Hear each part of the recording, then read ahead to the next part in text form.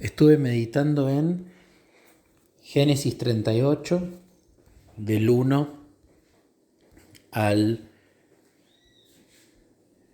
30, o sea, el capítulo completo. El título es Judá y Tamar. Voy a ir leyendo cada parte y, contando lo que fui meditando.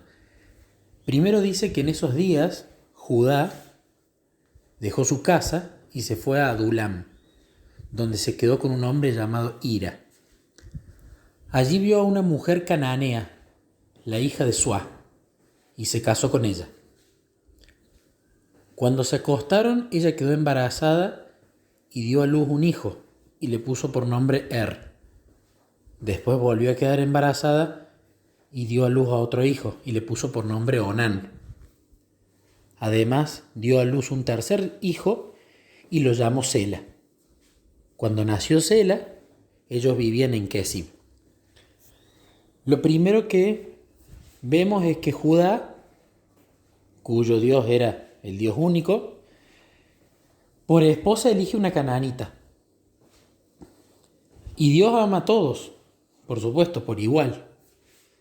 Pero él en la elección de su esposa no eligió una mujer que adorara al Dios único, sino a una mujer de Canaán que estaba acostumbrada a adorar ídolos. Entonces, a priori, era una adoradora de ídolos. Entonces, esto ya es un problema.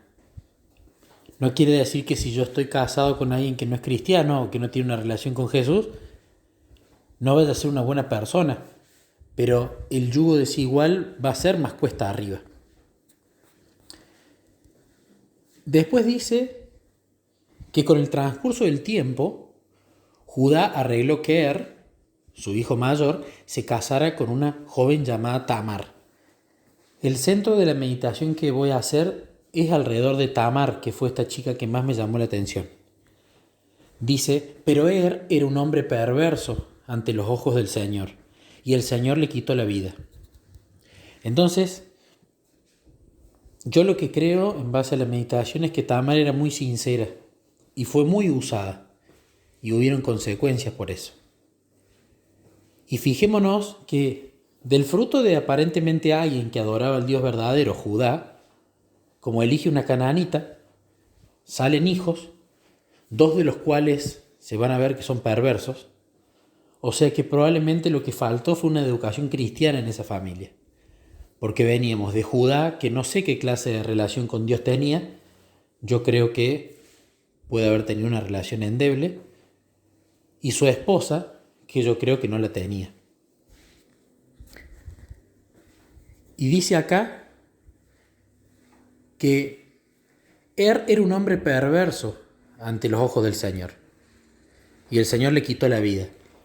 Si era un hombre perverso, el primer marido de Tamar, no dudo que quizás no haya sido muy amoroso, porque si usa esa palabra perverso, significa que era perverso en todas las cosas.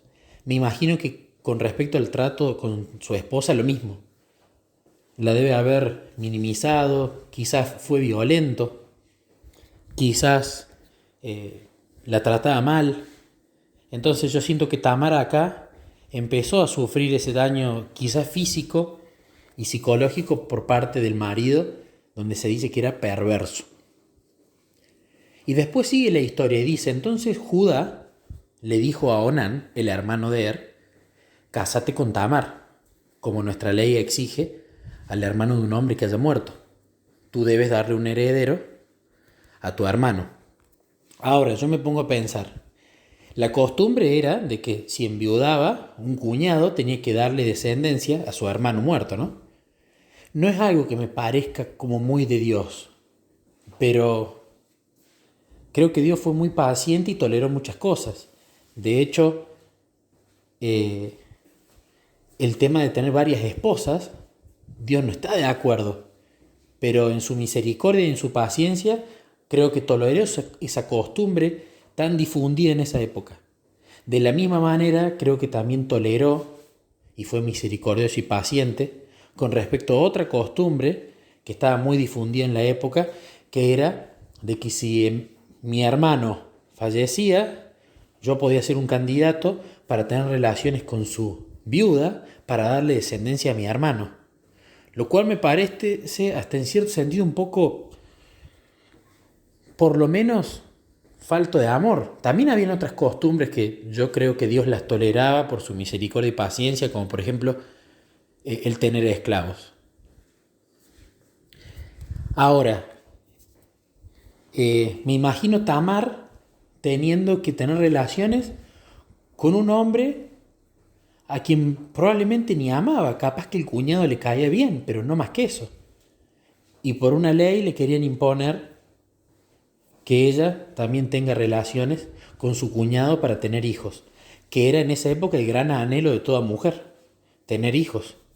Por eso era un gran problema cuando ellas eran estériles, se sentían que no valían nada, se sentían que no cumplían el propósito en su vida. Otro grave error, ¿no? Por otra costumbre arraigada de la época.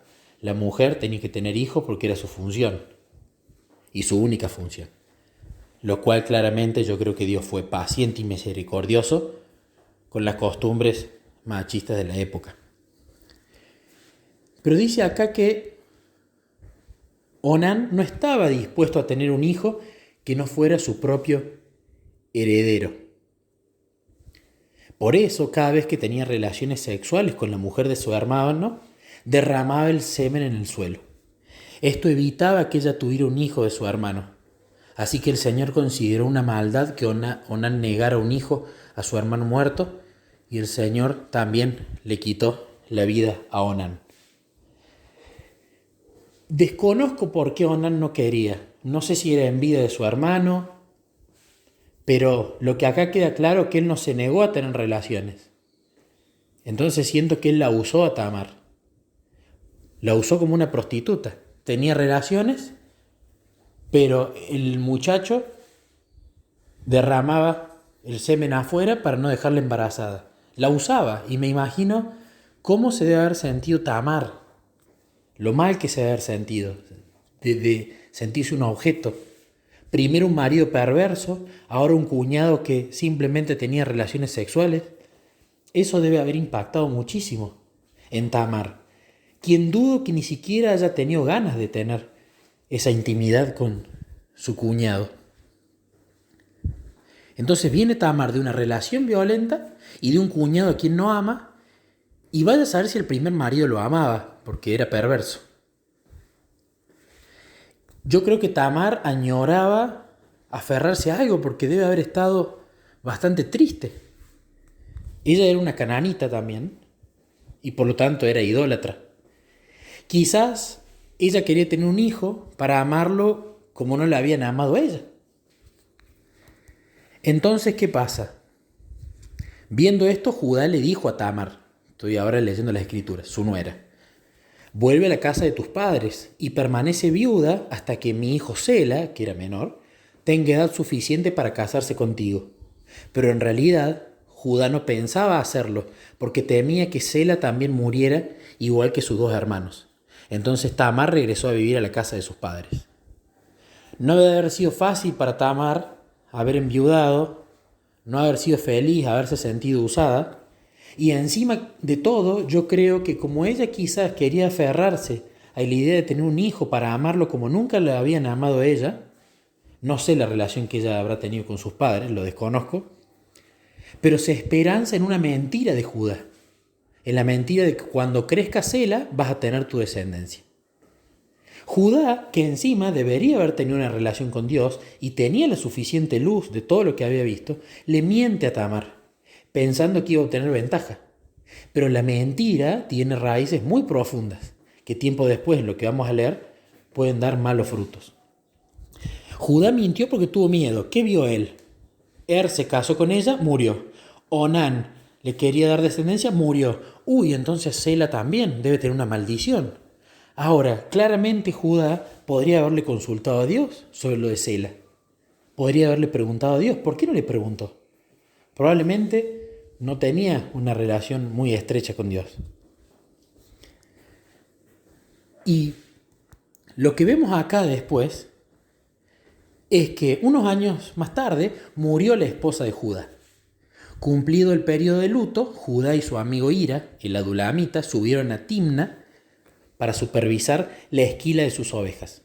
Alguien le dijo a Tamar: mira, tu suegro sube a Timna para esquilar sus ovejas. Tamar ya sabía que Sela había crecido, pero aún no se había arreglado nada para que ella se casara con él. Así que se quitó la ropa de viuda, se cubrió con un velo para disfrazarse. Luego se sentó junto al camino a la entrada de la aldea de Naim, la cual está rumbo a Timna. Judá la vio y creyó que era una prostituta, porque ella tenía el rostro cubierto.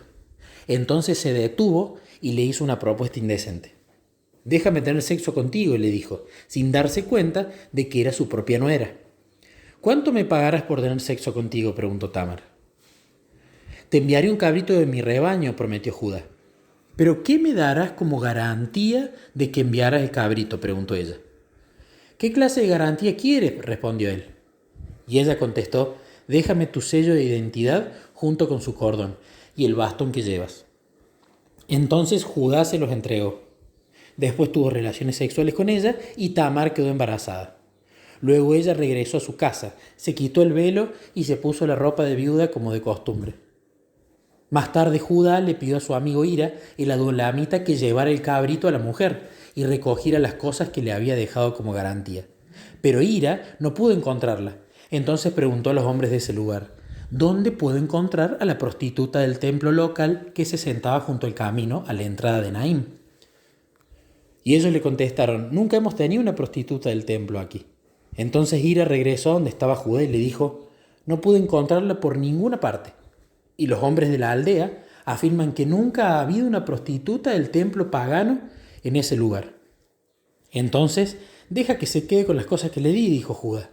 Envié el cabrito tal como acordamos, pero tú no pudiste encontrarla. Si regresamos a buscarla, seremos el hazmerraíz del pueblo. Y lo interesante ahora es que primero, claramente Tamar lo engaña, ¿no?